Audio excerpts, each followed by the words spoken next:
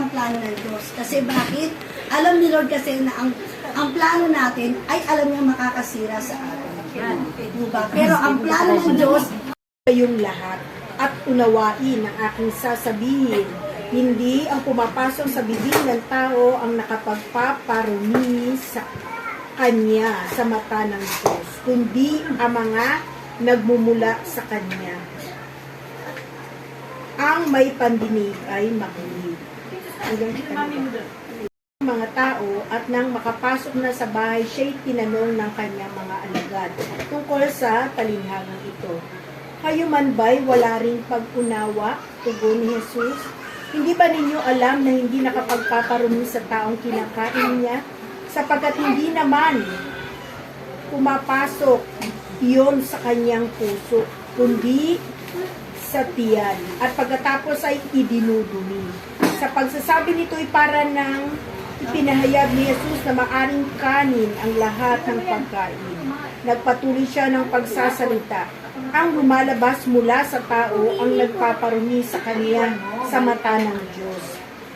Sapagkat sa loob, sa puso ng tao, nagmumula ang masasamang isipang nag-uudyok sa kanya na makiapid, magnakaw, kumatay, mangalunya, mag-imbot at gumawa ng lahat ng kabuktutan tulad ng pangdaraya, kahalayan, pagkainggit, paninirang puri, kapalaluan at kahangalan. Ang lahat ng ito'y nanggagaling sa puso ng tao at siyang nagpaparumi sa kanya. Ang mabuting balita ng ating Panginoon. Pinupuri ka namin, Panginoong Jesucristo. Makapasok na sa bahay, siya'y tinanong ng kanyang mga alagad tungkol sa talinghaga. No?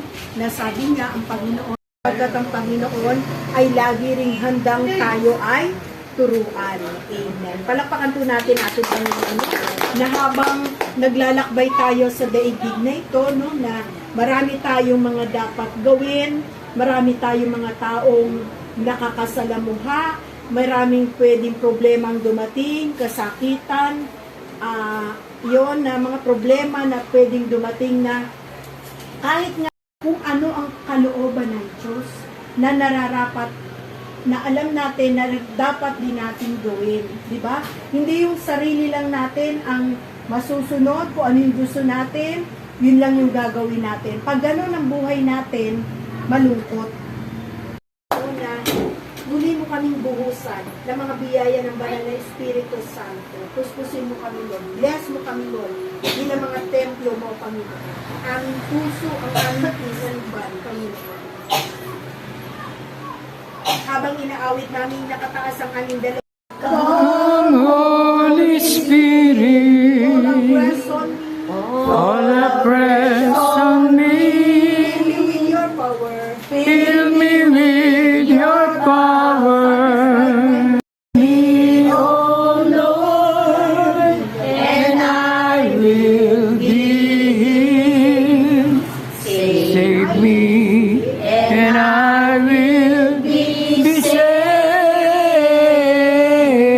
I will give, for you are the ones I pray.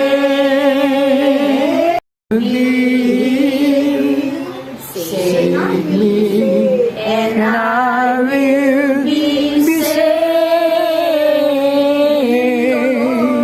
Heal me, oh Lord, and I will be healed. For you are the one I praise. For you are the one I praise. Kayang bigkasin ang manalangin at magpapasalamat na nag-uumapaw. Kami ay pagpala